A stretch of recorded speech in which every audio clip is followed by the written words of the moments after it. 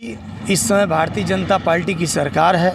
Bharatiya Janata party के जो प्रत्याशी हैं 10-10 गाड़ियां लेकर के चल रहे हैं। अगर वो 200 लोगों को लेकर के चल रहे हैं, 100 लोगों को लेकर के, बेरोजगार जो नौजवान है उसमें एक बहुत बड़ा फ्लाइट बना करके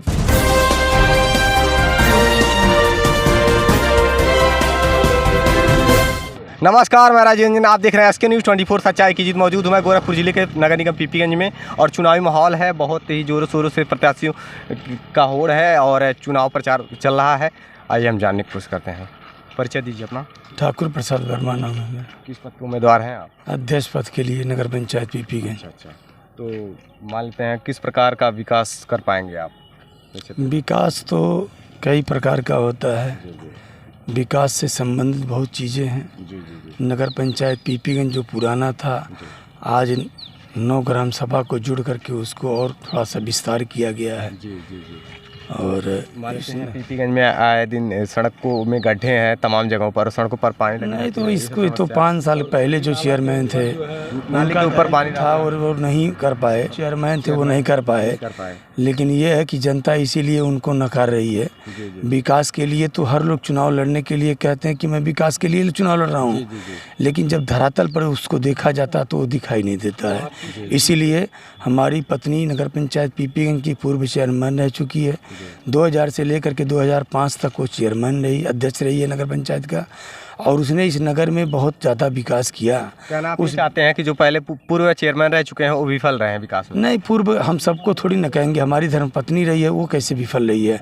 आज उसी के बल पर जो है नगर पंचायत पीपी का जो उस समय विकास हुआ था, आज उस विकास को मुद्दे को लेकर के मैं नगर पंचायत में जनता के बीच में, जनता जनार्दन के बीच में मैं जा रहा हूं, और निश्चित रूप से मुझे जनता जनार्दन का आशीर्वाद और सहयोग मिलेगा और निश्चित रूप से हम चुनाव को जीतेंगे। हमारा चुनाव निशान लड़का और लड़की है। अच्छा, आपका चुनाव निशान लड़का और लड़की है, तो चुनाव चिन्ह कब मिला है?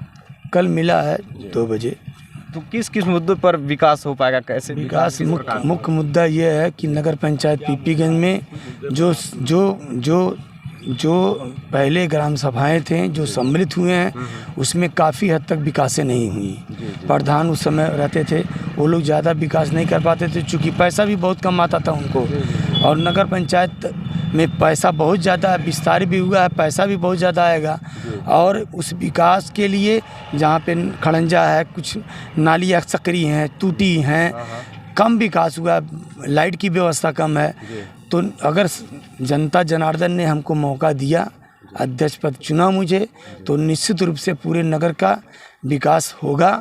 आरसीसी, तारकोल रोड, आरसीसी नाली, और जो है लगभग कम से कम पीपी नगर पंचायत की सीमा के अंदर 10 मैरिज हॉल बनेंगे। अच्छा, मैरिज हॉल तक तो ठीक है, लेकिन ये बताइए जो ऑटो स्टैंड नेशनल हाईवे पर जाम लग जाते हैं। हाँ, ये बहुत बड़ा मुद्दा है, क्योंकि नगर पंचायत के पास वो ज़मीनें ऐसे नहीं हैं कि जिससे जो है स्टैंड के रूप में उसको परिवर्तित किया जाए।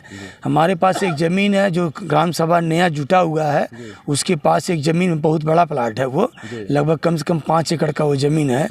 अगर मान लीजिए हमको व्यवस्था अगर करनी रहेगी तो हम उस ज़मीन पर या तो फिर उसके लिए मैं करूँगा, और नहीं तो उस पर एक जो है नौजवानों को, बेरोजगार जो नौजवान है उसमें एक बहुत बड़ा फ्लाइट बना करके उनको रोजगार देने के लिए वो व्यवस्था मैं बनाऊंगा, ताकि कम से कम 500 लड़के। तो फ्लैट बनाकर किस प्रकार से रोजगार युवाओं को लिए? रोजगार इसलिए है कि हर आदमी, मान लीजिए जो नौजवान नौकरी नहीं पा रहे हैं तो व्यापार करेंगे निश्चित रूप से। और जब व्यापार करेंगे तो उनको एक स्पेस चाहिए ना। कॉम्प्लेक्स निर्माण करने वाले हैं? जी हाँ, बहुत बड़ा कॉम्प्लेक्स बनेगा। उसमें कम से कम 500 नौजवान उसमें जो है अपनी दुकान को, जो भी जिस टाइप का जिनको लालच, अपना पूंजी लगाकर दुकान को। हाँ, वो किराया भी बहुत उसका जमीन होगा। संसार में सबसे सस्ता किराया उसी का होगा। अच्छा। जी हाँ, ऐसी व्यवस्था बनाई जाएगी कि मतलब जो है कि नौजवानों को जो है रोजगार भी मिल सके, उनको कोई ऐसा भार भी न पड़ पावे। जी, और जल जमाव जगह पर रहता है, ये सब समस्याएं, और नालियाँ टूटी हैं, इसीलिए तो जनता नकार रही है उनको, पूर्व चेयरमैन को। भ्रष्टाचार उन्होंने किया है, काम नहीं किया है, तो इसीलिए तो नकार करके हमको लाएगी जनता, और निश्चित रूप से हम विकास को आगे बढ़ाएंगे। उम्मीद कर रखे हैं कि जनता आपको विजयी बनाने वाली है। एकदम निश्चित रूप से जन समर्थन हमको मिल रहा है, और हम जनता के बीच में रहे भी हैं। हम जब से हमारी पत्नी 2000 से चुनाव में जीत करके आई तब से मैं जनता के बीच में रहा हूँ। पिछला चुनाव मैं नहीं लड़ा था और इस समय मैं जनता के कहने पर मैं चुनाव लड़ा हूँ। जनता जनार्दन ने हमको कहा है, मुझे समर्थन दे रही है और मुझको वोट दे करके बीजे बना करके मुझको कुर्सी पर बैठाएगी। ये जनता का मत है। गाइड आचार संहिता नहीं ना अभी लागू है? आचार संहिता लागू है। तो फिर भी आप इतने लोगों को एक साथ मैं बता रहा हूँ कि इस समय भारतीय जनता पार्टी की सरकार है। ठीक, भारतीय जनता पार्टी के जो प्रत्याशी हैं, मैं नाम उनका नहीं लूँगा, 10-10 गाड़ियाँ लेकर के चल रहे हैं। ठीक, उनका कोई परमिट नहीं है। मैं तो पैदल चल रहा हूँ।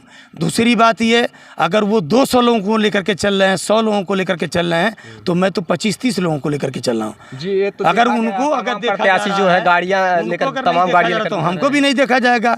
उनके खिलाफ कोई कार्रवाई हो तो मेरे खिलाफ भी कार्रवाई होनी चाहिए। ये नियम विरुद्ध है।